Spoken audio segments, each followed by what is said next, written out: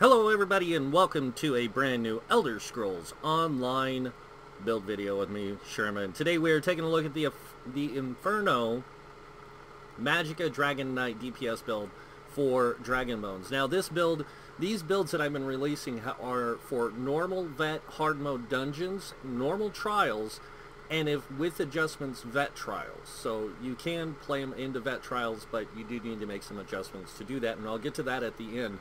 So I just wanted to be clear that these are not meta builds. These are not like competitive in-game builds. These are builds to help you get into that area of the game if you want, and kind of help you get the gear necessary for it. Now, getting normal gear, like world gear, crafted gear, that's pretty easy. Getting dungeon gear can be pretty easy.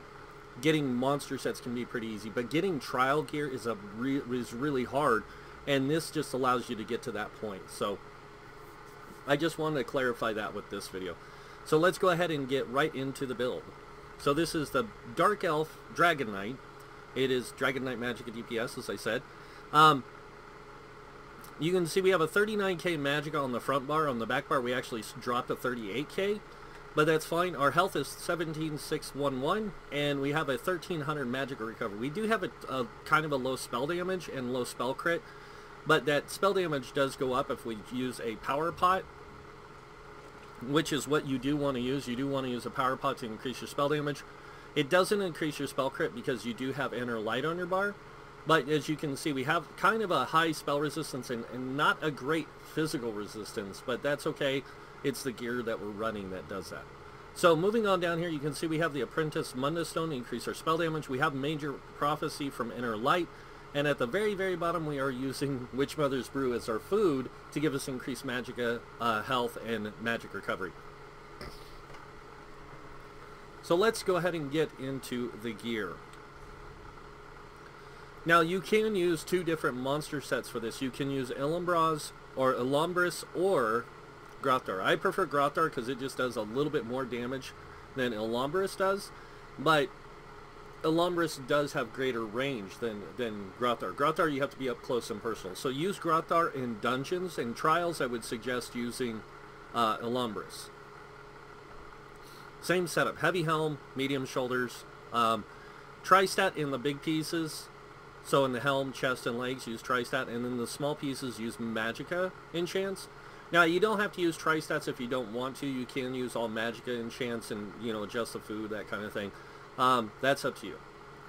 But for this setup, this particular setup, this works the best. So, on to the second set, we are running Scathing Mage instead of Burning Spellweave. And the reason why I'm not using Burning Spellweave, after I tested the two against each other, Burning Spellweave 1 doesn't give you enough crit. It gives you decent magic damage, it gives you extra spell damage, but it doesn't give you enough crit. This gives you two things to crit, extra max Magicka, and then the 5 pieces, when you deal direct critical damage, you have a 20% chance to increase your spell damage by 516 for 6 seconds, and this can be applied every 6 seconds. So every 6 seconds you can have that 516 extra spell damage, which really helps with this build. Moving on to the jewelry, we are running a 3-piece willpower. You can change this out if you want to something else. I just prefer this because it gives max Magicka and then extra spell damage on top of that. I am running 2 spell damage glyphs on the jewelry with a magic recovery to give me the greater things. Now, like I said, on these pieces, I am running the small pieces with max Magicka, then Tri-stats here. And monster set, heavy medium. Just always do the heavy medium on this with this setup.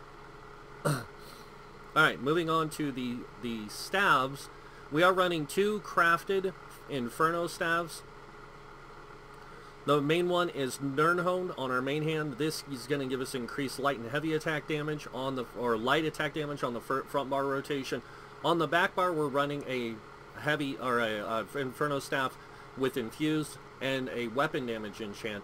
This is going to make our damage on the back bar more comparable to the front bar when we do heavy attacks, because we are going to get that weapon damage enchant, and it's going to be up pretty much more consistently. We'll just put it that way.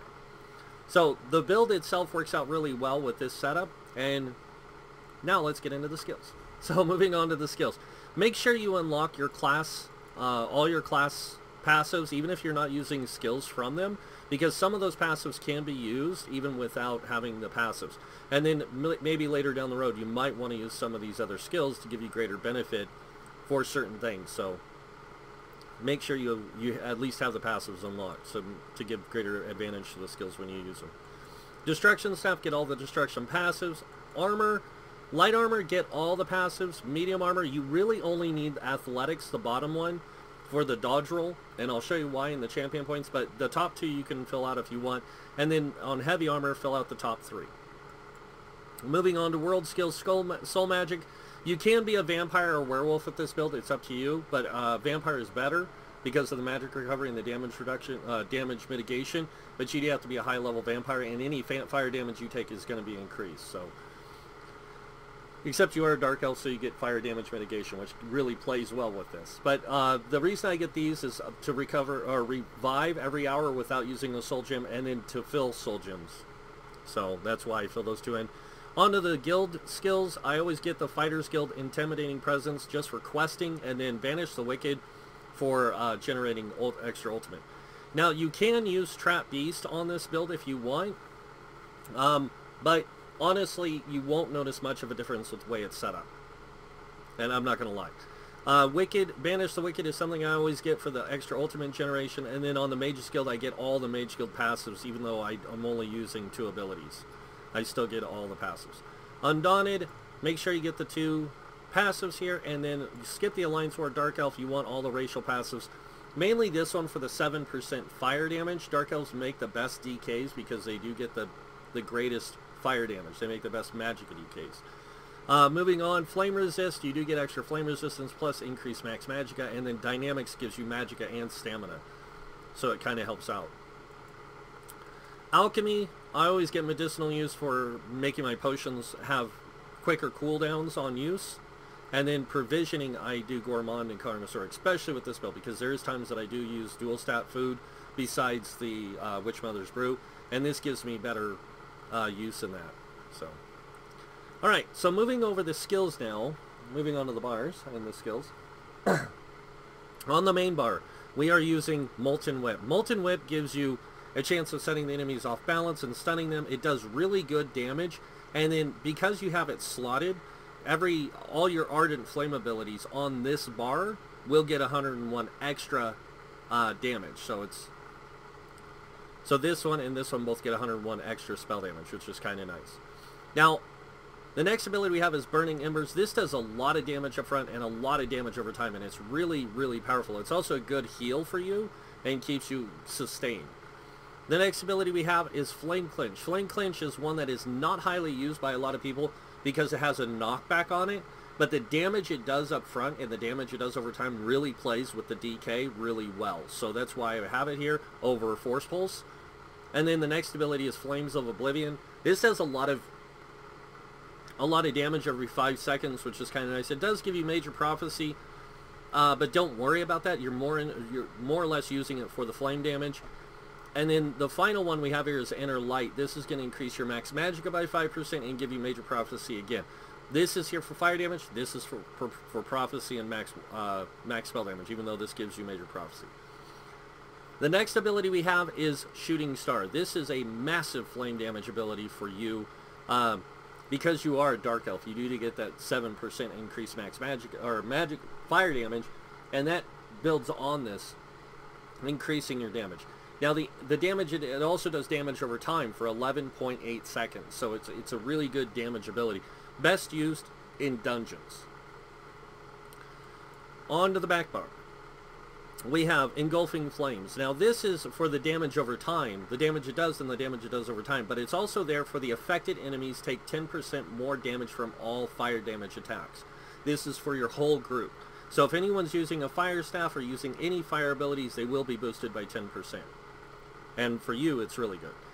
Next, we have Blockade of Fire. This does a lot of damage over time, and any enemy standing in the path takes increased damage if they're burning. So, and it can apply burning, by the way. Next ability is Harness Magicka. Now, this is a great damage shield. It's really powerful for you. It helps mitigate some damage, things like that. Gives you good survivability.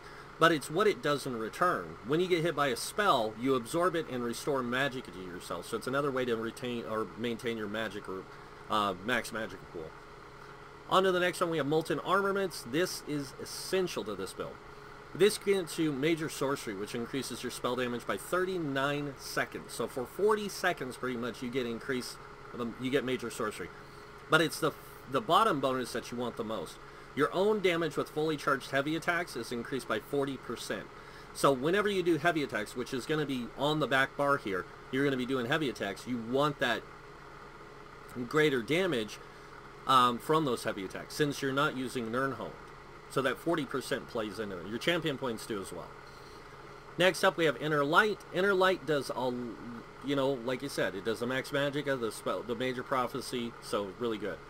The next ability we have is Standard of Might. This does a lot of damage over time, and it also increases your damage if you're standing in the area where it's affected. It does increases your damage by 15% and reduces the damage you take by 15%. It's also a great synergy.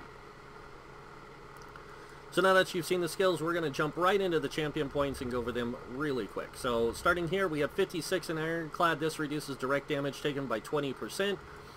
We have 56 in the Thick Skin, which reduces damage taken from damage over time effects by 20%. And if you guys don't know what damage over time effects are, that's light and heavy attacks from Resto and Lightning Staff. That is any ability that is applied to you that does damage over time. So if somebody hits you with Noxious Breath, that applies a damage over time effect. Even enemies do this, and they hit you with like the Engulfing Flames. That's damage over time effect. That's reduced by 20%. But even burning, poison, bleed, those kind of things, disease, those are also reduced. The damage is reduced also by 20% with this. And so, and they both stack with Hardy and Elemental Defender. We have 43 into both of these, reducing poison, physical poison, disease damage in Hardy, and then in Elemental Defender we have Flame Frost and Shock, magic damage reduction by 10%. And like I said, both of these, like these ones, stack with these. So if an enemy hits you with direct damage and it's fire, you're going to get a 30% damage mitigation. If it's bleed or physical damage, it's going to be, or a bleed, it's going to be 30%. If it's damage, any damage over time, it's 30%. If it's any direct damage, it's 30%. But you have to understand, a lot of enemies do use direct damage abilities, but they also use mostly light and heavy attacks. So, including bosses, so having 10% here with 16 points reduces light and heavy attacks by 10%, also stacks with those other ones. So you'll get a 40% reduced damage from light and heavy attacks. Just letting you know. And then finally, 23 into Quick Recovery. This increases your healing received by 6%. We aren't using a Draconica power to get 12% more healing received. So we really need this for this build to make those heals just work a little bit better. Moving on to the green tree, we have 23 into Warlord. This reduces the cost to break free by 10%. We have 20 into Sprinter, reducing sprint cost by 12%. And then moving over here, Arcanist, we have 75 points, reducing our or increasing our magic recovery by 14%. And then 43 into Tenacity, increasing our magic recovery from fully charged heavy attacks by 10%. DKs don't get magic recovery. They get Battle Roar, which returns resources back to them whenever they use an ultimate. But we can get good magic recovery out of them if you build this up and you're wearing light armor. You'll get a 24% magic recovery, or 34% magic recovery, which is still pretty good. Not quite as good as a Dark Elf, who's going to have like a 40-something %, but still pretty close. And the reason we do this is because our heavy attacks, we're doing heavy attacks on the back bar, we want that 40% return. Moving on over here, Tumbling, 56. This gives us reduced dodge roll cost by 20%. Shadow Ward, 23 reduces our block cost by 10%. Remember I was talking about the Tumbling and the medium armor? That's why we have that. Moving on to the blue tree, we have 56 in Elfborn, increasing our critical damage and healing done by 20%. We can use, this is why I said you don't really need that beast, the Trap Beast. Trap Beast will increase your damage by 10%. It will, okay, critical damage. But you already have a low crit, so you're not going to be critting as often, so there's no real reason to build into it. too much. But because all of our fire damage does 10% more, that adds to all of our overall damage, which kind of is nice. So we have 4 points in the spell erosion, increasing our spell pen by 413, and then 43 into elemental expert, increasing our flame, frost, and shock magic damage done by 10%. If you guys didn't notice, all the abilities we use damage-wise are flame damage. So we actually get a 17% increase in flame damage because of being a Dark Elf. Now moving on to the middle tree, where it's going to confuse a lot of people, we have 35 in the Staff Expert. This increases light and heavy attacks by 20%, and then 51 in a Master at Arms, increasing our direct damage done by 19%. So fire attacks do damage over, like, they do direct damage. Most of the abilities we're using do direct damage up front. That direct damage is going to be boosted by 19%, which is also going to be boosted by this 17%. So if you think about it, we're going up to 36% increase in our direct damage. All of our light and heavy attacks are, instead of just getting 36% increase, are also going to get a 20% increase, which is going to take it up to 56% increase in light attack damage and our heavy attack damage. Because our heavy attacks on a lightning staff or a frost staff are direct damage, so really helps out. And then we have 19, our thaumaturge up to 51 with 19% for damage over time effects. So this includes our damage over time abilities, our damage over time like burn, that kind of stuff is all going to be boosted by 19%. We don't really need to build in an exploiter this update because we are building into the idea of people running a fire staff or running DKs with engulfing flames, increasing everyone's fire damage. So that's why we have this. Now you can use a fire enchant glyph also if you want on the Nerdhone staff on the main bar, but it's up to you. So I'm going to show you guys just a simple rotation of how this is going to look in use. If I can get my potion to go off. And so what you're going to do is you're going to start on the back bar. You're going to do engulfing flames, light attack, wall, light attack, switch bars, do your whip, light attack, burning talons, light attack, do this, light attack, and then the final ability, and then light attack. When you get to the back bar, you're going to do engulfing flames again, heavy attack now, swap, or do that, heavy attack, and then swap bars, and then do the rotation again. I'm going to walk away for a second, let all this stuff go off and cool down, and then we'll go back and we'll do a full rotation. I'll show you guys what this is like before we get into showing how you can set this up for an end game, like a true end game build. So I just need to wait for my potion to wear off. Alright, here we go. So onto the back bar. I'm going to go ahead and buff, drink my potion.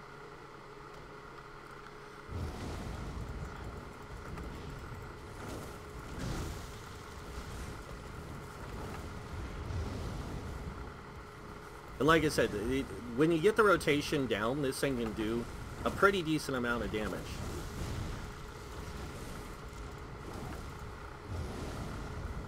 And then always keep this banner up, because this is going to increase your damage overall by 15%. As you can see, we just jumped up to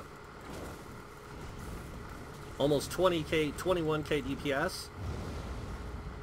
And it is going to stay about 20k from here on out.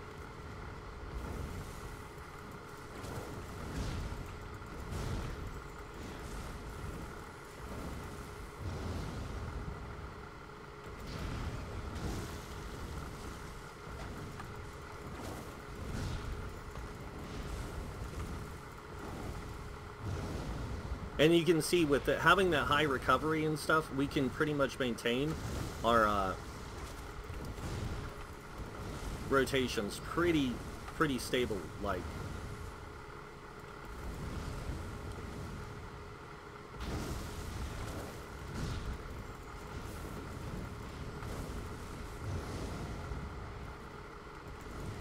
And you definitely want to try and get that banner up as often as you can, so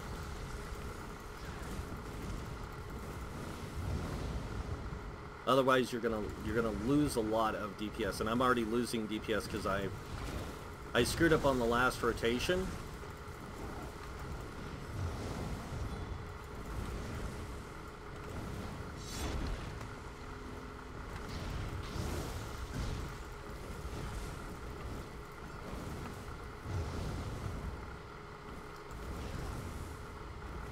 Oops.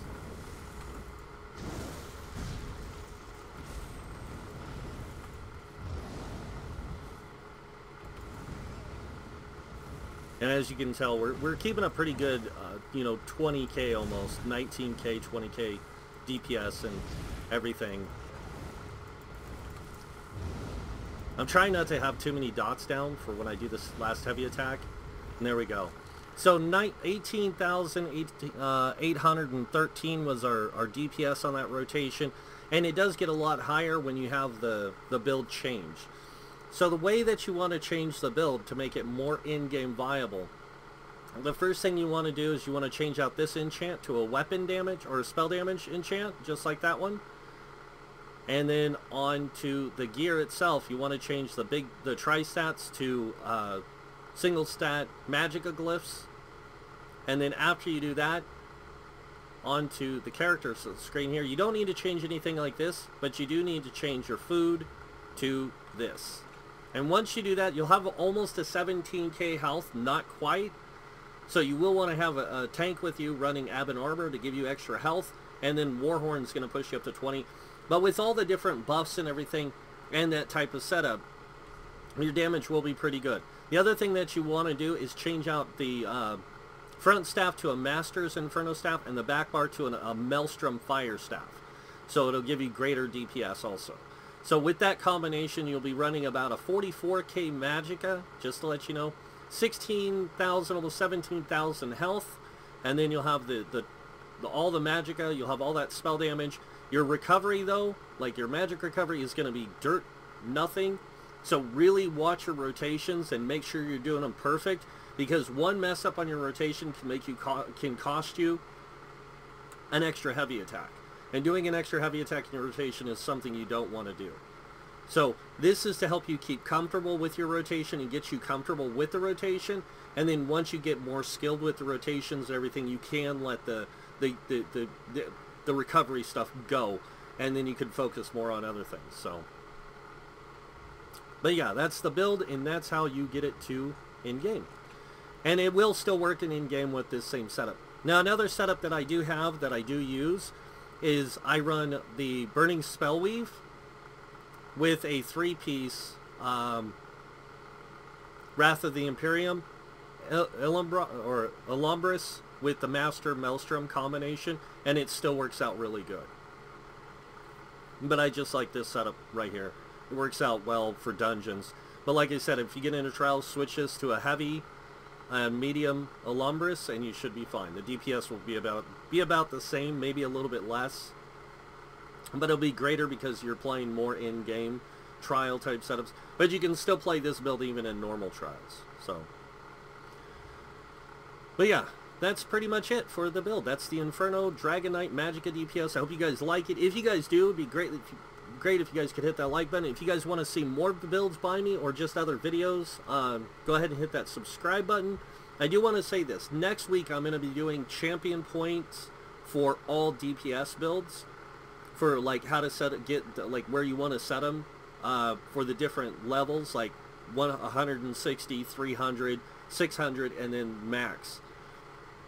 So that way you guys know where to put your CP.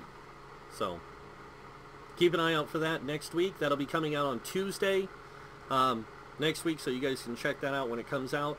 I do have a lot more videos planned for next week, just to let you know. But yeah, other than that, I want to thank you all for watching. Until next time, have a wonderful day, and this guy might see you in game. Bye.